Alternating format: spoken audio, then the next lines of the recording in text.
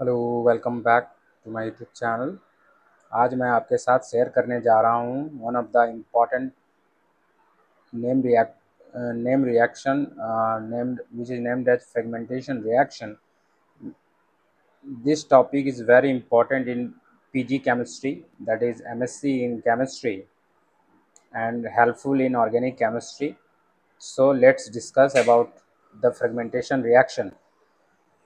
आइए जानते हैं कि ये फ्रेगमेंटेशन रिएक्शन कहता क्या है। Fragmentations are reactions in which the molecule breaks up by the cleavage of carbon-carbon single bond. Fragmentation already the term कहता है कि फ्रेगमेंट मतलब टूटना, दो टुकड़ों में बंटना। तो फ्रेगमेंटेशन यहाँ पे ये जो रिएक्शन है, ये मॉलिक्यूल क्या होते हैं, दो भाग में टूट जाते हैं, यानी कार्बन कार्बन का जो सिंगल बॉन्ड होता है वो ब्रेक हो जाता है। ठीक है, कहता है it occurs most easily from conformationally locked 1,3 difunctionalised compounds. कहता है फ्रेगमेंटेशन जो है बहुत आसानी से हो सकता है अगर 1,3 डाइफंक्शनलाइज्ड कंपाउंड्स हो और वो कन्फॉर्मेशनली लॉक्ड हो, in which the breaking CX and CC bonds are aligned anti periplanar.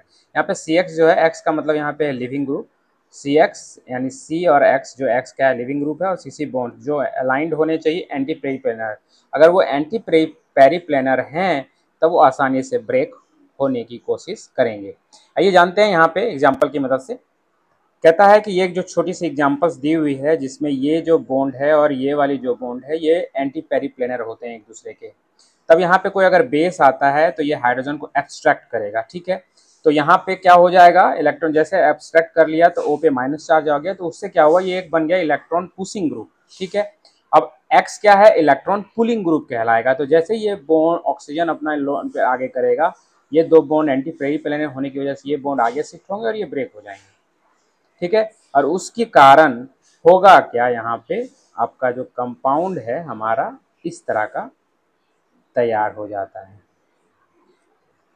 ठीक है, चलिए जानते हैं यहाँ पे आगे क्या कहता है। कहता है the above example shows that the dark coloured bonds are anti periplanar. जो मैंने अभी बताया वही कि ये जो डार्क बॉन्ड है ये एंटी पेरीप्लेनर है एक दूसरे के, हेंस फ्रेगमेंटेशन टेक्स प्लेस, और इस वजह से फ्रेगमेंटेशन हुआ। It is also similar to beta elimination reaction, और ये एक बीटा एलिमिनेशन रिएक्शन का एग्जाम्पल भी कह सकते हैं। It is noted that for the fragmentation of CC bond there is need of polarisation of CC bond. कहता है CC बॉन्ड का जो ब्रेक फ्रेगमेंटेशन होगा वो तभी होगा जब वहाँ जरूरत होनी चाहिए पोलराइजेशन की, यानी कि CC बॉन्ड पोलराइज्ड होना चाहिए।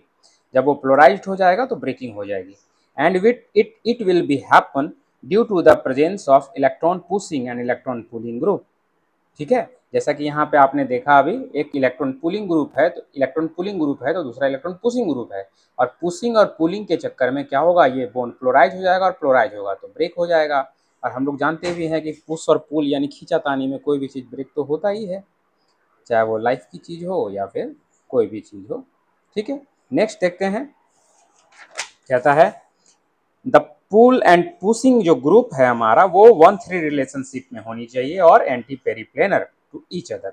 1,3 रिलेशनशिप होना चाहिए। अब इसको अच्छे से और एग्जांपल से हम लोग नीचे देखेंगे। कहता है for the above example we concluded that OH group is an electron donating या और electron pushing group and X atom is an electron withdrawing group, and due to this the dark colored CC single bond gets polarized and hence fragmentation takes place।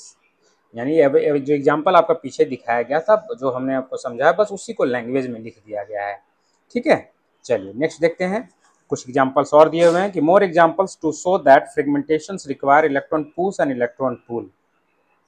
अब यहाँ पे क्या है, दो हमारे पास एक कंपाउंड है, दोनों तरफ OH ग्रुप है। ठीक है, हमने यहाँ पे एसिड लिया, एसिड लेने की वजह से क्या हुआ, ये एक लिविंग ग्रुप बन जाएगा जो इलेक्ट्रॉन पूल करेगा, है ना। यहाँ पे वो दिखाया गया, एक H इसको एक्सेप्ट किया H+, तो OH2+ हो गया, ये एक अच्छा लिविंग ग्रुप बन चुका है जो इलेक्ट्रॉन को पुल करेगा, और यहाँ OH जो है इलेक्ट्रॉन पुश करेगा। अब यहाँ पे देखिएगा तो ये 1,3 रिलेशनशिप में, देखिए 1 2 3 है ना, तो ये 1,3 रिलेशनशिप में भी है, और ये जो डार्क कलर्ड बॉन्ड है ये हमारा एंटी पेरीप्लेनर भी है। ये वाली बॉन्ड और ये वाली बॉन्ड एक दूसरे के एंटी पेरीप्लेनर है। जब एंटी पेरीप्लेनर है तो जैसे ये बॉन्ड आगे शिफ्ट, ये अपनी लोन पेयर को आगे डोनेट करेगा तो ये ब्रेक करेगा और ये यहाँ से लीव कर जाएगा, और जैसे ये वाटर लीव हुआ हमारा जो है आगे ये प्रोडक्ट हमारा फाइनली प्राप्त हो जाएगा। ठीक है, अब ये इसी को लैंग्वेज में बताया गया है कि in the above example the C1 and C2 bond, है ना, यहाँ पे जो C1 दिखाया गया देख लीजिए, ये है 1, ये 2 और ये 3, तो वही कह रहा है कि C1 and C2 bond gets polarised due to electron pushing group OH and electron pulling group OH2 plus, that is leaving group and hence fragmentation takes place। तो यहाँ भी पोलराइजेशन हुआ और फ्रेगमेंटेशन हो गया। अब इसी तरह से बहुत सारे एग्जाम्पल्स दिए हुए हैं, आप अच्छे से एक बार इसे नज़र से देखें, आप इसे किसी भी स्टैंडर्ड बुक से इसे देख सकते हैं। आई होप आपको ये समझ आ रहा होगा, तो मेरे चैनल को लाइक सब्सक्राइब ज़रूर करें। ठीक है, चलिए अब एक छोटा सा एग्जांपल यहाँ भी है, देख लीजिए इसको। यहाँ पे ये साइक्लोपेंटेन है, जिसमें डबल बॉन्ड है, यानी कीटोन साइक्लोपेंटेन, और अब यहाँ पे कुछ ब्रांच लगे हुए हैं OMS। ठीक है, अब यहाँ पे भी देखते हैं कैसे ये रिएक्शन प्रोसीड करता है। अब क्या है कि हमने बेस लिया, अब बेस लेगा तो इसको अटैक करेगा, यहाँ से O बॉन्ड टूटेगा, जैसे बॉन्ड टूटेगा अब यहाँ पे क्या हुआ, ये पुशिंग ग्रुप बन गया और ये पुलिंग ग्रुप बन गया, तो उससे क्या हुआ, ये हो गया आपका फ्लोराइज हो जाएगा, और जैसे ही फ्लोराइज हो जाएगा तो ये बॉन्ड ब्रेक कर जाएगा। तो यहाँ पे जैसे देखिए इलेक्ट्रॉन को ये शिफ्ट करेगा तो ये बॉन्ड आगे शिफ्ट होगा और ये आउट हो जाएगा। अब उस तरह से फिर ये जाके हमारा ये कंपाउंड तैयार हो जाएगा। इसी चीज़ को एग्जाम्पल में लिखा हुआ है कि in this example O- pushes electron while OMS pulls the electron and due to which dark coloured CC bond, जो ये डार्क कलर्ड बॉन्ड है ये CC बॉन्ड है जो क्लोराइज हो जाता है, और क्लोराइज हो जाता है तो फ्रेगमेंट हो जाता है। ठीक है, यहाँ भी एक और एग्जाम्पल दिया हुआ है और उसी को फिर एग्जाम्पल्स में ये समझाया गया है। I hope you getting this point clearly, और आपको कुछ ना समझ आ रहा हो तो बेशक कमेंट कर सकते हैं, और समझ आ रहा हो तो मेरे चैनल को सब्सक्राइब एंड शेयर करें। आइए देखते हैं नेक्स्ट। कहता था fragmentation reactions are referred as the Grob fragmentation, it proceeds by a concerted mechanism.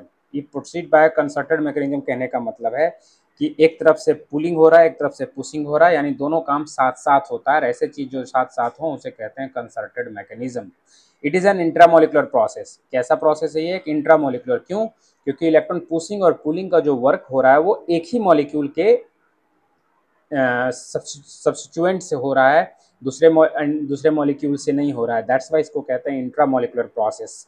अब यहाँ पे जानते हैं फ्रेगमेंटेशंस आर कंट्रोल्ड बाय स्टीरियोकेमिस्ट्री। ठीक है, इसको हम लोग नेक्स्ट वीडियो में समझेंगे। अभी के लिए धन्यवाद।